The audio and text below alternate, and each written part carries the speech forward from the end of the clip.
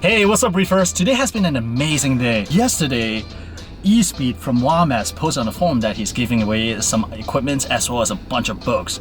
I immediately hit him up because I may not seem like it, but I actually love books. I love reading books. So let me show you what I got from him. We got the Marine Invertebrates. I think I actually read this book before from a library when I was younger. I think I was in high school when I read this book in the library. Watch Fish, a buyer's guide to reef fish. And these are all nice photos and these are fantastic. Of course, the saltwater aquarium. I remember reading this when I was in high school. 500 ways to be a better freshwater fish keeper. I have not told you guys this, but I'm thinking about starting a planted tank. And of course, we got the saltwater aquarium for dummies. I think I read this book before and this is fantastic. I love the dummy series. All right, this is a big one. The Conscientious Marine Aquarist.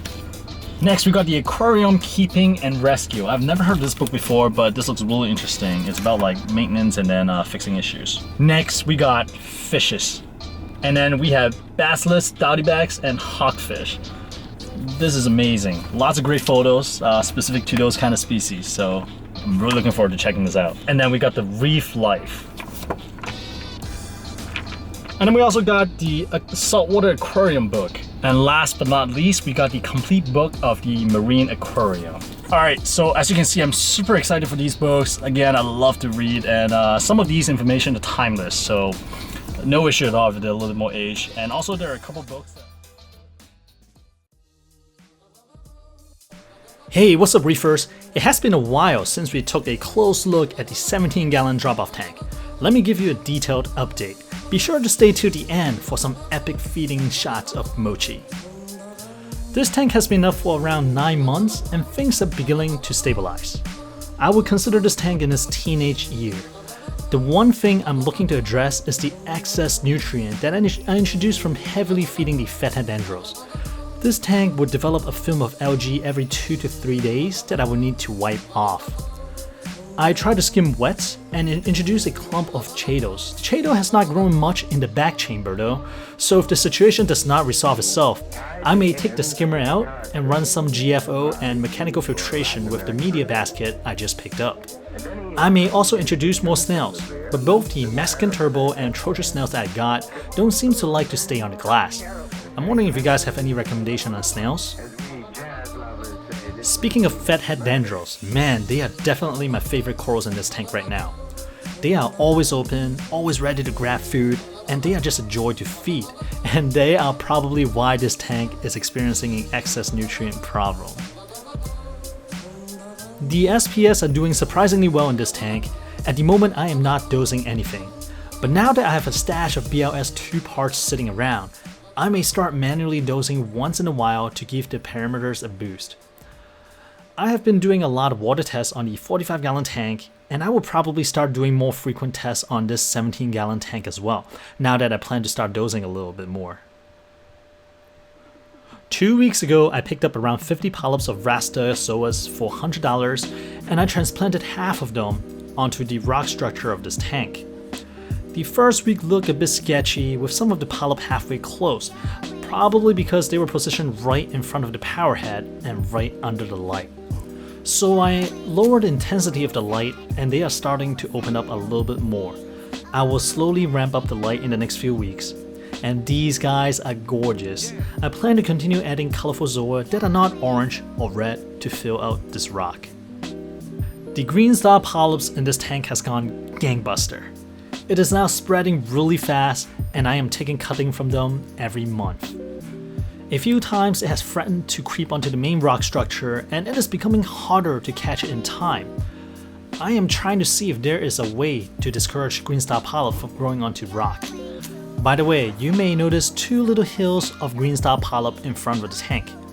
Those were the frag plugs that they came with. I am now debating if I should rip them out so that the GSP could grow flat, or if these little variation in height makes things a little bit more dynamic. What do you guys think? You may have noticed the little stock of mangrove in the back chamber. Well, I was at the House of Tropicals this past weekend for some feeder ghost shrimps, and they have some beautiful mangrove pods with multiple leaves on them. I usually only see pods with 2 leaves, so I immediately picked this one up. This little mangrove pod is not going to make much of a difference in terms of filtration, so it is mainly for fun. My dream is to be able to grow a pot out to a mini plant and build a tank around it. So maybe one day.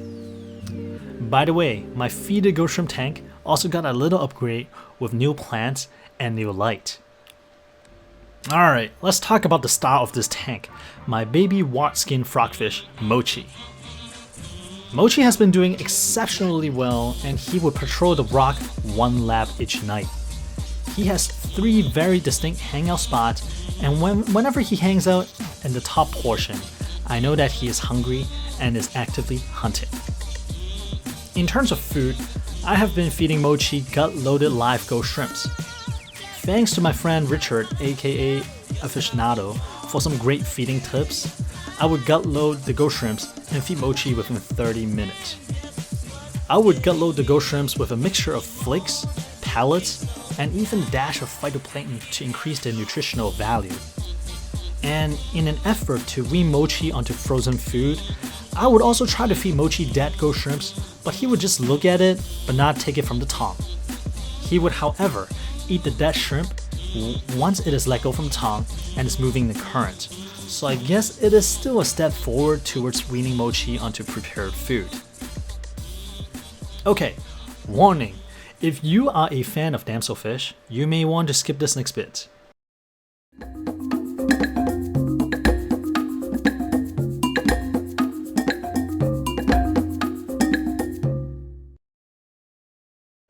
Every 2 to 3 weeks, I try to feed Mochi a live damsel, since this is their natural diet and it packs a much better nutritional value compared to ghost shrimps.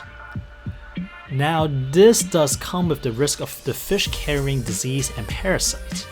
But hey, I mean, if frogfish could survive in the wild with this diet, my feeling is that they would have some level of tolerance, especially since these fish are going into Mochi's stomach very quickly.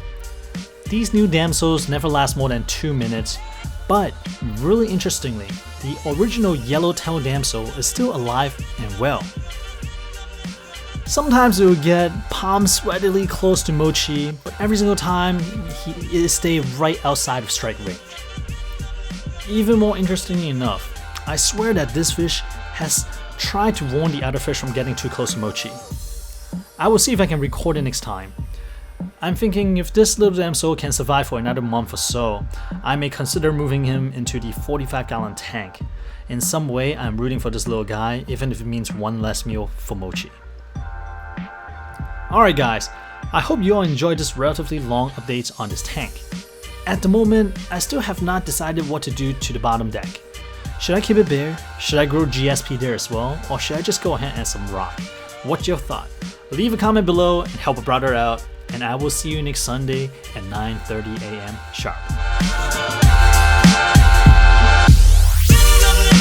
Hey, what's up, Reefers? Today has been an amazing day. Damn it! Emily! Mute, hold on. Alright, shh. Restart.